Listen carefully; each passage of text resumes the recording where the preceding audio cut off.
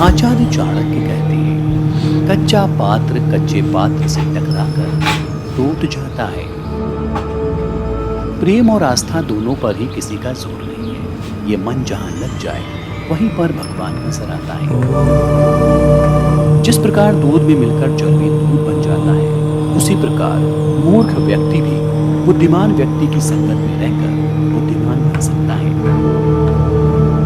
सबसे बड़ा गुरु मंत्र ये है कि आप अपना राज किसी को ना बताएं, अन्यथा ये आपकी बर्बादी का कारण बन सकता है। संधि और एकता होने पर भी सतर्क रहें। जो गुजर गया उसकी चिंता नहीं करनी चाहिए, ना ही भविष्य के बारे में चिंतित होना चाहिए। समझदार लोग केवल वर्तमान में ही जीते हैं। बुद्धि से पैसा कमाया जा सकता है, ना कि पैसे से बुद्धि कमाई जा सकती है। किसी को ज्ञान उतना ही दो जितना वो समझ सके, क्योंकि बाल्टी भरने के बाद नल ना बंद करने से पानी व्यर्थ हो जाता है। शिकार परस्त राजा धर्म और अर्थ दोनों को नष्ट कर देता है। ये मत सोचो कि प्यार और लगाव एक ही चीज है, दोनों एक दूसरे के दुश्मन हैं। ये लगाव ही है जो प्यार को खत्म कर देता है। भाग्य के विपरीत होने पर अच्छा कर्म भी दुखदायी हो जाता है।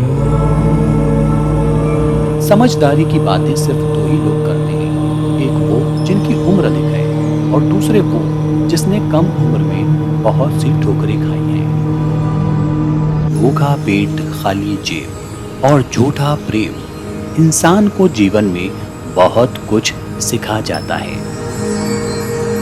एक राजा की ताकत उसकी शक्तिशाली भुजाओं में होती है, ब्राह्मण की ताकत उसके आध्यात्मिक ज्ञान में, और एक औरत की ताकत उसकी खूबसूरती, यौवन और मधुरवाणी में होती है। वो जिसका ज्ञान बस किताबों तक सीमित है और जिसका धन दूसरों के कब्जे में है, वो जरूरत पड़ने पर ना अपना ज्ञान प्रयोग कर सकता है, ना धन।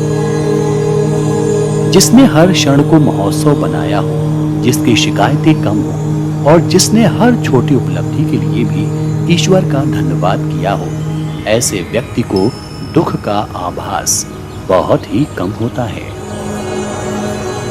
आग सिर में स्थापित करने पर भी जलाती है, अर्थात दुष्ट व्यक्ति का कितना भी सम्मान कर ले, वो सदा दुख ही देता है।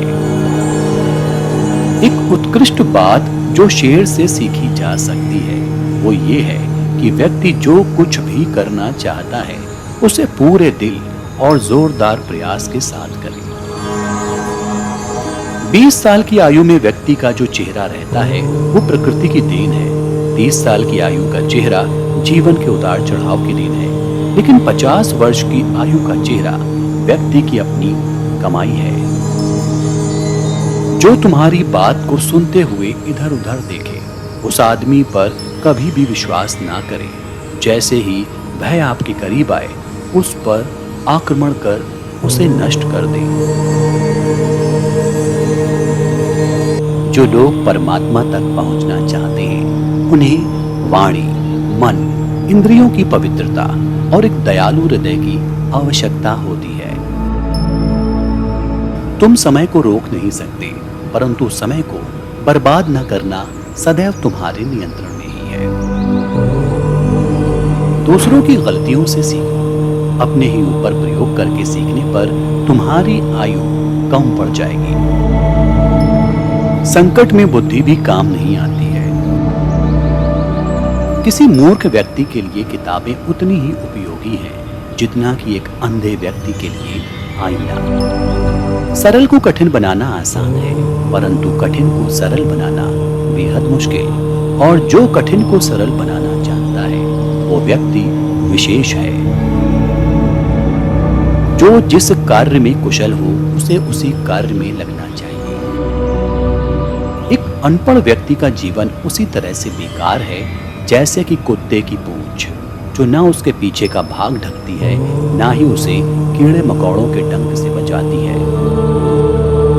जैसे एक बछड़ा हजारों गायों के झुंड में अपनी मां के पीछे चलता है, उसी प्रकार आदमी के अच्छे और बुरे कर्म उसके पीछे चलते हैं। कभी भी हमेशा व्यक्ति अपने कार्यों से महान बनता है, अपने जन्म से नहीं। किसी भी कार्य में पल भर का भी विलंब ना करें। प्रेम से भरी हुई आंखें, श्रद्धा से झुका हुआ सिर, सहयोग करते हुए हाथ, सन्मार्ग पर चलते हुए पांव और सत्य से जुड़ी हुई जीभ ईश्वर की पसंदीदा चीजें हैं। सबसे बड़ा गुरु मंत्र, अपने राज किसी को भी मत बताओ, ये तुम्हें खत्म कर देगा। अगर सांप जहरीला ना भी हो तो उसे खुद को जहरीला दिखाना चाहिए। दंड का डर नहीं होने से लोग गलत कार्य करने लगते हैं। ईश्वर मूर्तियों में नहीं है, आपकी भावनाएं ही आपका ईश्वर है। आत्मा आपका मंदिर है। इस जीवन के बारे में सोचो, तब ये सदैव याद रखना कि पछतावा अतीत बदल नहीं सकता और चिंता भविष्य को संवार नहीं सकती। एकाग्रता से किया गया परिश्रम ही वास्तविक चमत्कार करता है। पुस्तकें एक मूर्ख आदमी के लिए वैसी ही हैं जैसे एक अंधे के लिए आईना। सेवक को तब परखे जब वो काम ना कर रहा हो, रिश्तेदार को किसी कठिनाई में, मित्र को संकट में और पत्नी को घोर विपत्ति में परखे।